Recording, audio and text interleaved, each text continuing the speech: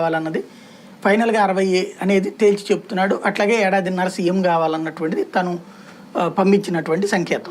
అది నెల 5 లోపు తేల్చేయమని. అదొక వైపు నుంచి ఒత్తిడి. మూడో వైపు నుంచి వచ్చేటప్పటికి పార్టీలో కమ్మ సామాజిక వర్గం నుంచి తీవ్ర ఒత్తిడి. ఇదివరకు 2 రాష్ట్రాల్లో కలిపితే రెడ్లు, ఇప్పుడు మొన్ననే జరిగిన తెలంగాణ ఎన్నికల్లో కూడా కలిపితే రెడ్లు దాదాపు 90 మందికి పైన ఉన్నారు.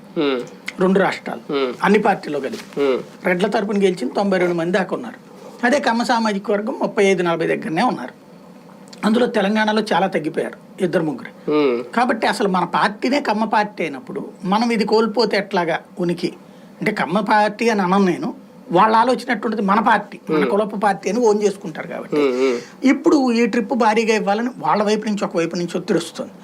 మరొక వైపున ఎన్ఆర్ఐలు దశాబ్దాలుగా మేము పార్టీ కోసం సేవ చేసాం, ప్రతిసారి డబ్బులు అరేంజ్ చేస్తున్నాం, అన్ని రకాలు చేసి పెడుతున్నాం, మేము ఎప్పుడూ పార్టీకి కేవలం పబ్లిసిటీ కోసం ఆ టైంకి వచ్చిపోయేటటువంటి గెస్టులు మీతో భోజనం చేయడం వరకైనా మా పని, మాకు కావాలని వాళ్ళ ప్రెషర్ పెరిగింది. అందుకోసమనే దాదాపుగా 6 దాకా ఎమ్మెల్యే క్యాండిడేట్లు, 3 ఏమో ఎంపీ క్యాండిడేట్లు ఈ దఫా గట్టి ఒత్తిడితో వస్తున్నారు. వాళ్ళు ఒక వైపున వాళ్ళకి టికెట్లు ఇస్తే ఇక్కడ ఉన్నటువంటి ఆల్రెడీ ఆస్పిరెంట్స్ వీళ్ళతో ఒక సమస్య.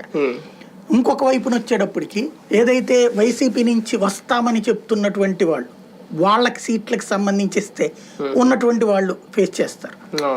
ఇంకొక వైపున జనసేన కోరుతున్నటువంటి సీట్లకి తగినటువంటిది ఇస్తే ఇప్పుడు పార్టీని నమ్ముకున్నటువంటి వాళ్ళు ఒకవైపున ఎదురు తిరుగుతారు.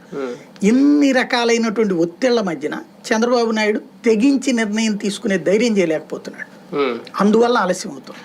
కదలిరా సభకు అంటే జనం భారీగానే వస్తున్నారు. అది అందులో జనసేన వాళ్ళు కూడా ఉండుండొచ్చు, ఉంటున్నారు, వాళ్ళు కూడా వస్తున్నారు, కండవాలు కప్పుతున్నారు.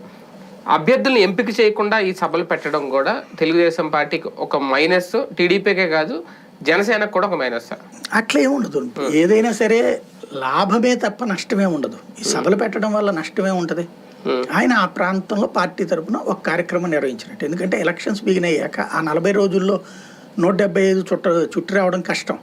అంటే ఎన్నికల ప్రచారం జరిగిపోతుంది కదా ఈ సభ. ఇప్పుడు చేస్తుంది క్యాండిడేట్ ఎవరనేది తెలియకుండా ప్రచారం చేయడం అనేది స్థానికంగా